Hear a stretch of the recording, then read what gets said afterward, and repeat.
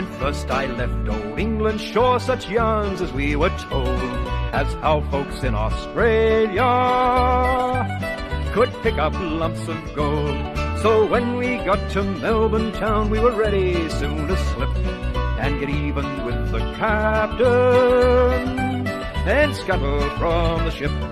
With his swag upon me shoulder, Black Billy in me hand, I travel the bush of Australia like a true-born native man.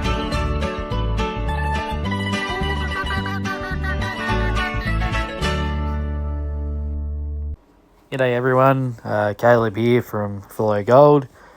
Just doing a little bit of research.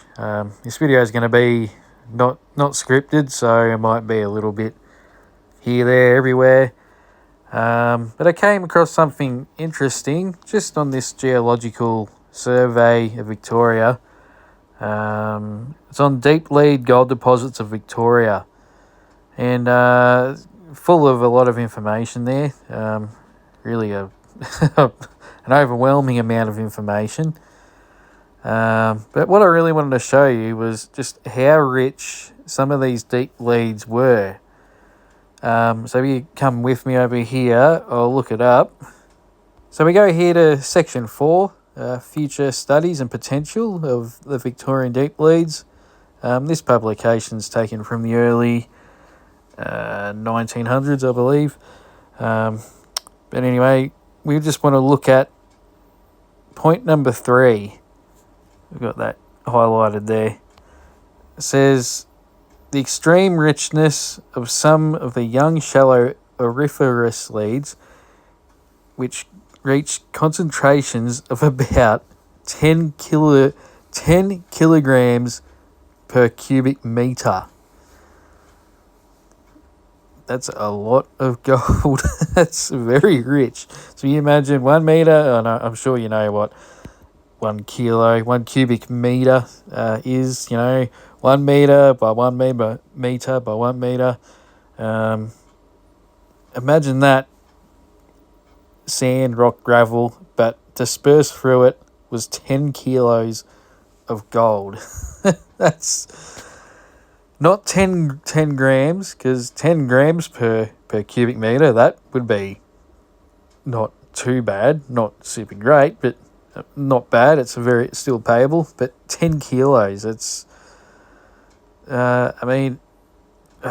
some of the mines I was reading on here, some of them only had, for their entire life of the mine, they only had about 100 kilos of gold. So imagine that, 10 kilos to the cubic metre. So very interesting though. The concentrations in the deep lead wash rarely exceeded 50 grams to the cube. So that's just what I was saying before.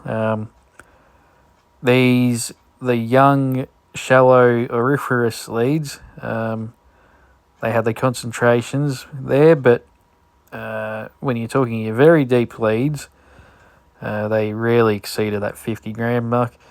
So I thought it was interesting though. That says this difference may be due to the relatively narrow width of the shallow deposits, leading to greater concentration into the longer time over which gold has been supplied to the shallower deposits.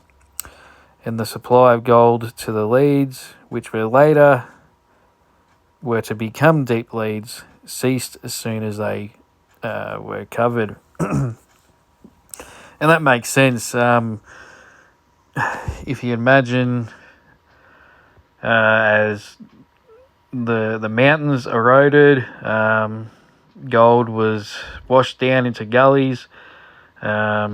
The smaller the catchment area, I guess, it would be like a bit of a natural sluice or riffle, I guess. The gold that's washed down, it's deposited in these narrow crevices, turned into this almost super concentrate. And as that crevice is exposed to, as long as that's still exposed to catch the gold, it's just going to keep getting richer and richer. But then what does it says? Then as soon as that gold crevice gets covered up, it can't get any richer anymore. So then it becomes a deep lead, whether it's covered up by volcanic or whatever it is. Anyway, I'm waffling on here. So anyway, I just thought that would be an interesting video that I come across, something to share with you guys.